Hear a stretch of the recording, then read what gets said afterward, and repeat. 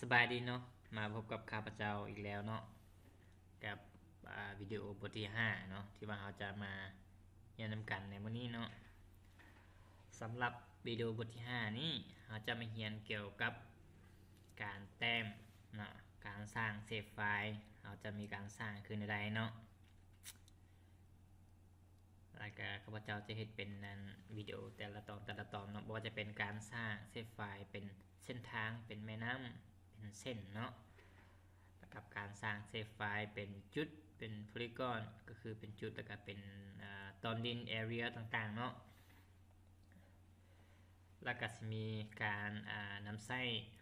GPS เนาะในการสร้างเซฟไฟล์หรือว่าการสร้างจุดต่างๆเนาะเพราะฉะนั้นทำมาเริ่มกันเลยเนาะก็คือเราได้เรียนมาแล้วเนาะข้อมูลเราจะมีอยู่2ประเภทเนาะเป็นข้อมูลเซฟไฟล์และก็ข้อมูลraster เนาะเป็นรูปภาพเนาะก็คือในกรณีนี้เนาะข้าพเจ้าจะเอารูปภาพตัวอย่างเนาะมาเป็นตัวอย่างนะครับเป็นตัวอ้างอิงในการสร้างข้อมูลเราจะสร้างเป็นรูปภาพเนาะเพราะฉะนั้นเราก็มาเปิดรูปภาพกันเนาะในการเปิดรูปภาพนี้เราจะมาเลือกใส่ตัวที่เปิดที่2ตัวนี้เนาะตัว add vector layer แล้วก็ add raster layer เนาะก็มา add raster เนาะ add เอารูปภาพเข้ามาก็คือรูปภาพในโฟลเดอร์เนาะtraining ของเราเราจะได้รูปภาพมาแต่ละฐานเนาะเราจะใส่รูปภาพตัว bx34 นี้มานำใส่เนาะแล้วก็มาคลิกใส่แล้วก็กดเปิด open เนาะหลังจากนั้นรูปภาพตัวนี้จะขึ้นมาเนาะก็คือตัวนี้เนาะทางเราได้เลือกเป็นตัวอย่างที่ดีเนาะมันจะมีเส้นทางมันจะมีก็คือจุดสีดำๆนี่จะเป็นอาคารก่อสร้างต่างๆเนาะเราจะได้มาแต้มตามนั้นแล้วก็จะมีตัวนี้จะเป็นส่วนเนาะเป็นส่วนสาธารณะเนาะเราจะมาแต้มตามเป็นตอนดินเป็นตอนเป็นอย่างต่างๆเนาะก็มีจุดมีอย่างต่างๆเราจะมาแต้มตามนั้นก็คือในการสร้างข้อมูลใหม่เนาะให้แต่ละฐานเนาะมาคลิกแซนตัว layer panel นี้เนาะในการจะสร้างใหม่ให้เรามาคลิกใส่ layer เนาะก็คือว่าเมนู toolbar เนาะ layer นี่แหละเอามาคลิกใส่ตัวทำมิดเลยเนาะเป็น create layer เนาะเราจะนำมาแล้วก็เป็น save file layer เนาะ new save file layer ให้เรามาคลิกใส่ new save file layer นี้เนาะแล้วหน้าต่าง layer ตัวนี้จะป๊อปขึ้นมาเนาะตัวนี้เนาะข้าพเจ้าจะอธิบายนิดนึงเนาะมันจะมีอยู่3ประเภทเนาะคือตัวบิจะเป็น point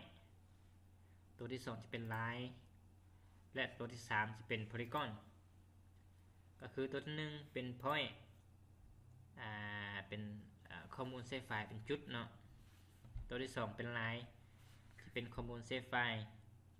เป็นเส้นหรือว่าเป็นเส้นทางเป็นสายน้ำต่างๆเนาะที่เป็นเส้นเนาะสำหรับเป็น polygon เนาะจะเป็นข้อมูลเซฟไฟล์แบบรูปแบบหลายเหลี่ยมว่าจะเป็นตอนดินบอกหรือว่าจะเป็นรูปจัตุรัสรูป3 แฉกอย่างต่างๆก็ว่ากันไปเนาะ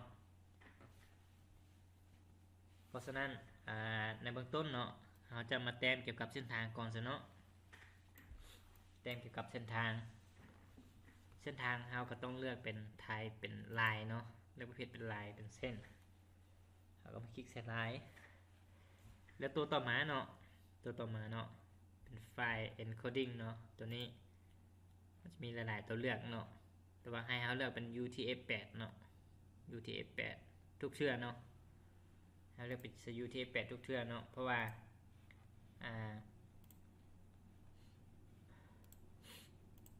UTF-8 นี่เนาะมันจะสามารถนำใช้เป็นภาษาลาวได้เนาะนำใช้เป็นภาษาลาวได้เราสามารถตีเป็นภาษาลาวเข้าไปแล้วตัวต่อมาทางลุ่มเนาะลุ่มก็ให้เขาเลือกเนาะมันจะมีหลายๆตัวเลือกคือกันเนาะแต่บ่ว่าอยู่แขวงอื่นอยู่บนอื่นเขาจะเลือกแบบไหนเนาะแต่ว่าเฉพาะอยู่แขวงหัวผ่านเฮาเนาะให้เขาเลือกเป็นเนาะเป็น WGS 84เนาะ UTM Zone 48N เนาะ อันนี้เฉพาะหัวพันธุ์เนาะให้เราเลือกตัวนี้เนาะแล้วก็มาคลิกใส่48N คลิกใส่เนาะต่อมาจะเป็น name เนาะเราอาจจะใส่เป็นภาษาลาวก็ได้เนาะใส่เป็นตีเป็นชื่อเส้นทางเป็นชื่อทางซะง่ายๆดีเนาะต่อมาเรียกเป็น text แล้วเนาะแล้วหลังจากนั้นเราคลิก add to เนาะ add to file list นี่เนาะเอาคำติ๊กใส่ปุ๊บเนาะมันจะลงมาอยู่ทางรูปนี้หลังจากนั้นเรากดโอเคเนาะ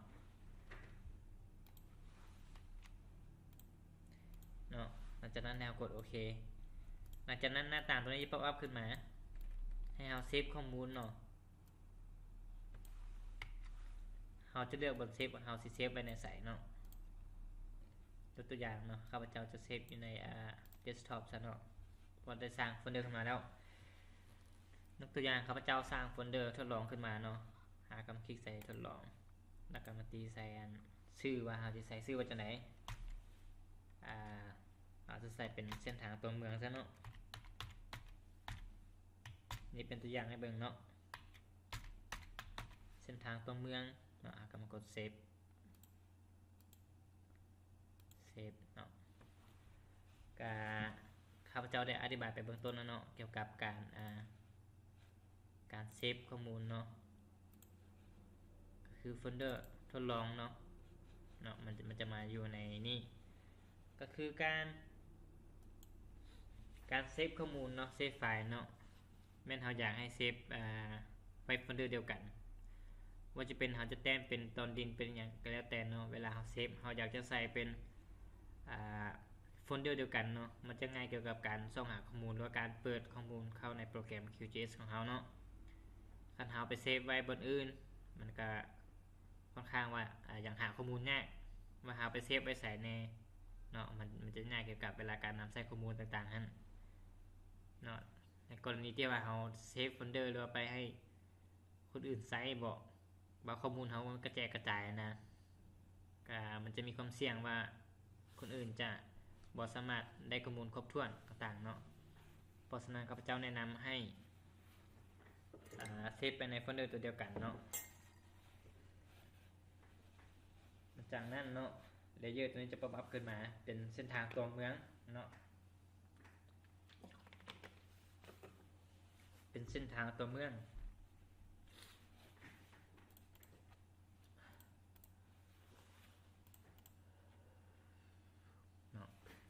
หลังจากนั้นเราจะเห็นเนาะเห็นเครื่องมือต่างๆป๊อปอัพขึ้นมาแต่ว่าเครื่องมือ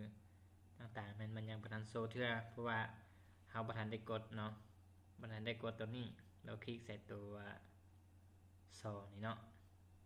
กันเราอยากให้เครื่องมือมันป๊อปอัพขึ้นมาแล้วก็สามารถแต้มได้เราคลิกใส่ตัวนี้เนาะเป็นตัว edit เนาะตัวนี้เนาะเวลาเราคลิกใส่ปุ๊บเนาะเป็นเนาะแล้วเครื่องมือตัวอื่นๆจะป๊อปอัพขึ้นมาเนาะหลังจากนั้นเราจะอธิบายน้อยนึงเนาะสำหรับเครื่องมือต่างๆเนาะก็เครื่องมือตัวนี้เนาะคือมือที่เราใช้ประจำก็คือตัวadd feature นี่เนาะตัวนี้จะเป็นข้อมูลที่ว่าการเริ่มแต้มนั่นแหละการเริ่มปรับเนาะคุณลักษณะใหม่คือเป็นการแต้มเนาะตัวมาแบบนี้นะตัว move เนาะ move feature เนาะจะเป็นการให้คุณลักษณะเนาะที่ว่าเราแต้มแล้วยกอย่างว่าเราแต้มใส่เส้นทางแต่ว่ามันบ่ถึกนะเราก็สามารถให้ได้เนาะแล้วตัวต่อมาก็คือการเนาะจะเป็นการแก้ไขเนาะตัวนี้เนาะจะเป็นno tool เนาะเวลาเราแต้มบ่ถึกเราก็สามารถแก้ไขได้เนาะแล้วตัวต่อมาก็จะเป็นตัวลบเนาะเวลาเราแต้มบ่ถึกบอกเลยว่าเราอยากแต้มใหม่เราสามารถไป select ใส่แล้วก็ลบแล้วก็แต้มใหม่ได้เนาะอันนี้ข้าพเจ้าจะลองแต้มใส่อาจจะเป็นเนื้อที่ประว่างก็ได้เนาะอยู่นี่ซะเนาะเราจะไป add feature ก่อนเนาะที่แต้มหลังจากนั้นเราก็มาแต้มเลยเนาะปึ๊บเนาะนี่ คลิกขวาใส่เนาะกดโอเคเนาะเครื่องมือตัวมาเนาะที่ว่าเขาได้ว่าไปเมื่อกี้ก็คือเครื่องมือตัวกันย้ายนี่เนาะเป็น move นี่เนาะ move feature เนาะหากมาติ๊กใส่เนาะเขาสามารถย้ายได้ย้ายขึ้นย้ายลงได้เนาะนี่จะเอาไปแต้มแต่มันบ่ถือกันนะเขาก็จะย้ายได้ตัวต่อมาตัว node tool เขาก็มาคลิกใส่แล้วก็มาคลิกใส่นี่เขาก็สามารถเปลี่ยนแปลงได้เนาะทำตรงนี้เนาะว่าคันเขาอยากเพิ่มทุนนี้ไปเขาก็ไปคลิกใส่เนาะเขาจะเห็นตัวนี้ขึ้นมาก็จะย้ายไปตามนี้คันเขาบ่ถูกใจเขาอยากลบเขาก็มา select เนาะเลือกใส่ select feature เนาะเลือกแล้วก็มาแตะ select ปุ๊บก็มาลบเครื่องมือตัวลบนี่จะอัพขึ้นมาเนาะเขาก็สามารถลบได้ปุ๊บมันจะหายไปเนาะนี่จะเป็นข้อมูลนั้นเบื้องต้นเนาะแล้ววันนี้เขาจะมาเริ่มเต็มเนาะก็คืออันนี้จะเป็นตัวอย่างเนาะเป็นตัวอย่างเส้นทางที่ว่าถ้าทีมงานเขาได้เอาเป็นรูปภาพทดลองเนาะเขาจะมาเต็มตามเส้นทางนี้เนาะโอเคเวลาที่เต็มให้เราซูมขึ้นมาก่อนเนาะซูมขึ้นมาก่อนเพราะเวลาเต็มมันจะมีความแม่นยำหลายกว่าเนาะมาซ้ำนี้เราซูมมาอีกหน่อยนึงหากันมา add feature เนาะคลิกตัวนี้ปุ๊บเราก็จะมาแต้มได้เลยเนาะคลิกใส่เนาะเราเช่นเป็นจุดเนาะอาจจะแต้มตามนี้เป็นจุดเป็นดอทอาจจะเป็นอันพรีวิวให้เราเนาะว่ามาเอาไปใส่เนาะเวลาเราแต้มมันจะนำเข้าไปเนาะเป็นลักษณะแบบนี้เนาะโอเคเราจะแต้มลงมาปุ๊บเราก็คลิกขวาหลังจากคลิกขวาแล้วหน้าต่างตัวนี้จะป๊อปอัพขึ้นมาเนาะ หน้าต่างตัวนี้ป๊อปอัพขึ้นมาเนาะลำดับเขาจะใส่เป็นลำดับที่1ก็ได้เป็น ID เนาะจะชื่อถ้าเรามีชื่อเนาะอาจจะเป็นทางผ่านส่วนศรัทธาเขาจะเขียนใส่รถว่าทางผ่านส่วนศรัทธาเนี่ยเวลาเราเขียนแล้วเรากดโอเคเนาะตัวนี้จะเป็นข้อมูลข้อมูลของattribute table เนาะจะเป็นข้อมูลเบื้องหลังเนาะเบื้องหลังว่าเส้นทางนี้มันมีชื่อว่าจังไดเนาะหรือว่าคันเฮาบ่อยากเพิ่มตัวนี้เฮาอาจจะไปเพิ่มใส่กับattribute table เนาะข้อมูลเบื้องหลังของมันก็จะได้คือกันเนาะแต่ว่าในกรณีเฮาอาจจะเพิ่มไปก่อนก็ได้สำหรับ attribute table เฮาจะมาเห็นเกี่ยวกับวิดีโอตัวต่อไปเนาะให้เฮากดโอเคเนาะจะได้เส้นทางขึ้นทางการแบบนี้แล้วในกรณีนี้เนาะเราอยากจะแต้มต่อไปเส้นอื่นเนาะเดี๋ยวเรามาคลิกเนาะเราคลิกใส่จุดเส้นสุดเนาะคลิกใส่ปุ๊บเราอาจจะแต้มเขานี่เนาะเราอาจจะกดโอเคก่อนก็ได้เราคิดว่ามันติดกันแล้วเนาะแต่เวลาเราซูมเข้าไปไกลๆแทนนะเนาะมันจะเต็งกันเนาะมันจะบ่ถือกันเพราะฉะนั้นการแต้มของเรามันจะมีความผิดพลาดอยู่บางนี้เนาะให้เราลบก่อนเนาะลบออกก่อนคันเราอยากให้มันติดกันจดกันนะเราเฮ็ดแบบใดเนาะจะมีวิธีอยู่ก็คือว่าการไปใส่โปรแกรม snapping option เนาะหรือว่าเราอาจจะมาเลื่อนใส่ตัว setting เนาะ setting เราจะลงมาที่ snapping option เนาะคลิกใส่ snapping option เนาะหน้าต่างตัวนี้จะป๊อปอัพขึ้นมาหลังจากนั้น layer selection เนาะให้เราเลือกเป็นall visible layers เนาะคลิกใส่ snapping to เนาะเราอาจจะใส่เป็นตัวที่3เนาะ to vertex and segment เนาะคลิกใส่เนาะตัวนี้เราจะเลือกเป็น sound กับแบบใดเนาะแบบ unit เราจะเลือกเป็น pixel ตัวนี้เราจะติ๊กใส่เนาะแล้วก็กด apply โอเคหลังจากเรากดโอเคปุ๊บเนาะเราจะมาคลิกใส่ตัวแต้มเนาะตัว add feature คือเก่าหลังจากนั้นให้เอานำเมาส์มาคลิกใส่เนาะคลิกใส่ตัวจุดนี้เนาะเราจะสังเกตเห็นว่ามันจะมีไม้บวกตัวนี้ขึ้นมาเนาะคันไม้บวกตัวนี้ขึ้นมาปุ๊บก็แสดงว่ามันติดจอดกันแล้วเนาะเราก็สามารถคลิกใส่เลยเนาะ ปึ๊บเนาะเราก็สามารถแต้มต่อลงมานี่ยกตัวอย่างเนาะข้าพเจ้าจะแต้มต่อลงมาวันนี้แล้วก็จะแต้มต่อลงมาอีกวันนี้แล้วก็คลิกขวาเนาะสำหรับตัวนี้เนาะคันมันเป็นเส้นทางตัวเดียวกันนะเราอาจจะใส่ก็ได้เนาะสำหรับชื่อเราอาจจะบ่ใส่ก็ได้เนาะก็คือตัวนี้ข้าพเจ้าจะบ่ใส่เนาะก็กดโอเคเลยเนาะจากนั้นเราจะได้เส้นเป็น2เส้นเนาะก็คือเส้นผ่านศูนย์กลางนี่กับเส้นนี้ในกรณีที่ว่าเราอยากจะแต้มต่อเราก็สามารถมาแต้มต่อเลยเนาะเราก็สามารถมาคลิกใกล้ๆกับจุดนี้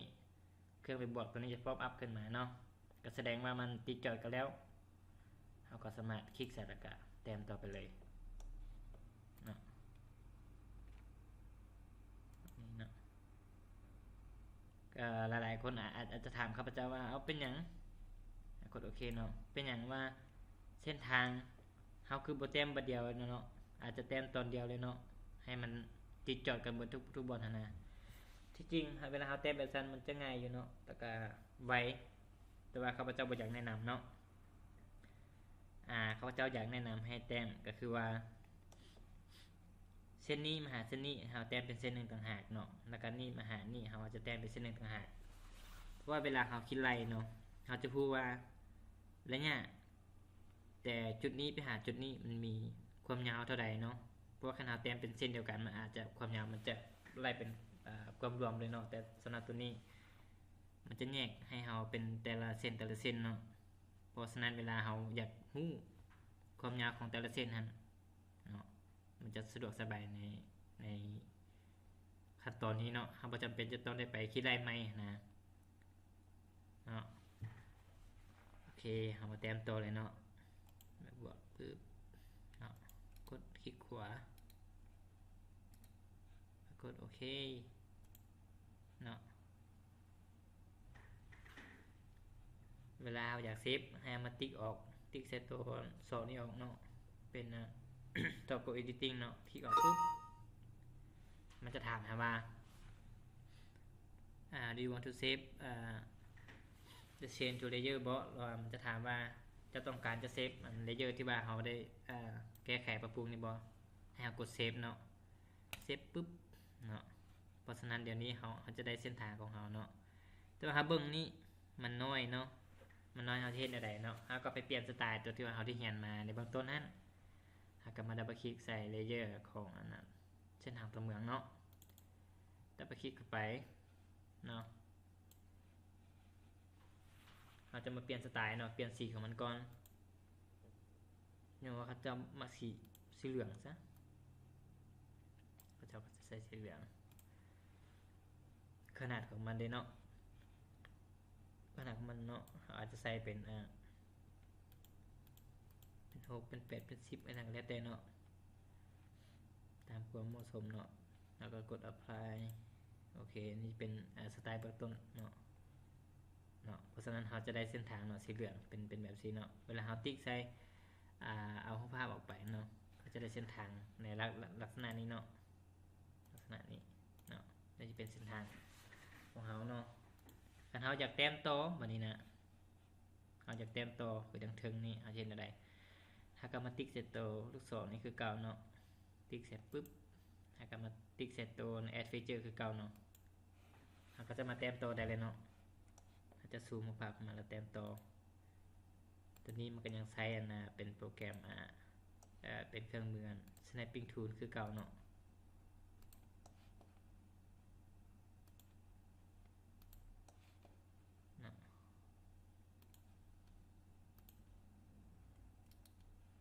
กดโอเคเป็นเสร็จแล้วกันข้าพเจ้าจะบ่ใส่ชื่ออื่นเนาะว่ามันเป็น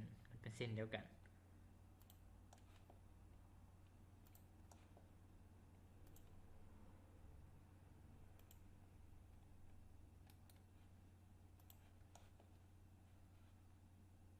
ต่อลงมาเนี่ยอาจจะแต้ม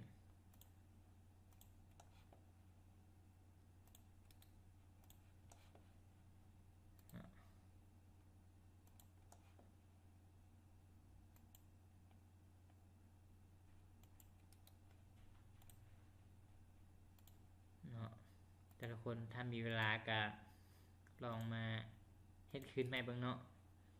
เพื่อฝึกเนาะเพื่อสิ้นเคยเนาะแบบเวลาหาไปแต้มตัวจริงนะจริง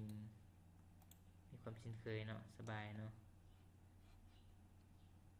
นี่ข้าพเจ้าจะแต้มมาอีกอันนึง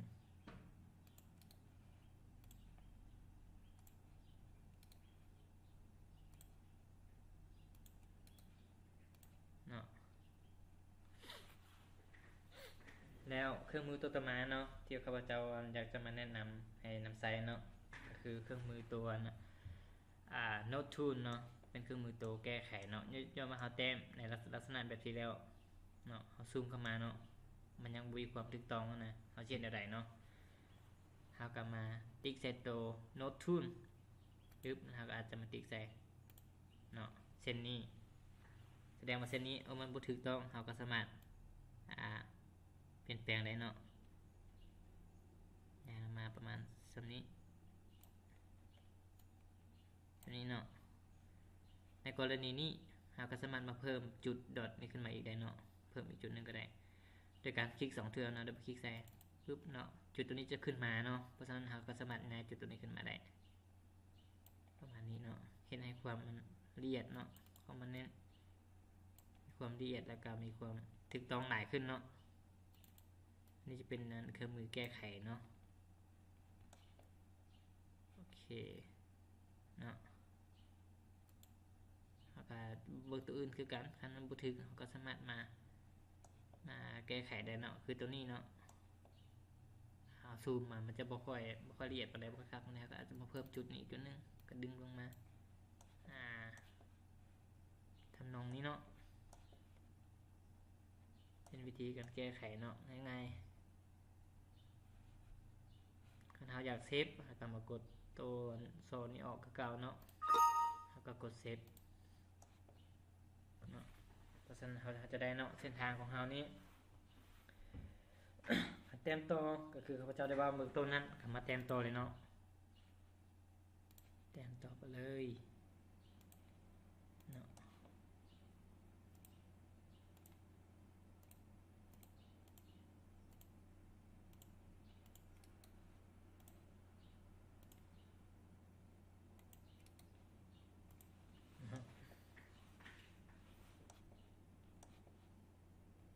เขาอาจจะแต้มไปเบิดนี่เนาะแต้มไปเบิดนี่ก็ได้เนาะแต่ตัวนี้ข้าพเจ้าจะเฮ็ดเป็นตัวอย่างให้เบิ่งซื่อๆเนาะก็กดออกกดเซฟเนาะตัวนี้จะเป็นเส้นทางที่ว่าเขาแต้มไว้เนาะแล้วสำหรับวิดีโอตัวนี้ก็สิจบสำนี้เนาะเฉพาะการแต้มเส้นทางเนาะแล้ววิดีโอหน้าเขาจะมาแต้มเป็นตอนดินเป็นอย่างต่างๆต่อไปเนาะหวังว่าทุกท่านจะสามารถเฮ็ดได้เนาะสำหรับตัวนี้มันจะบ่ยากปานใดเนาะ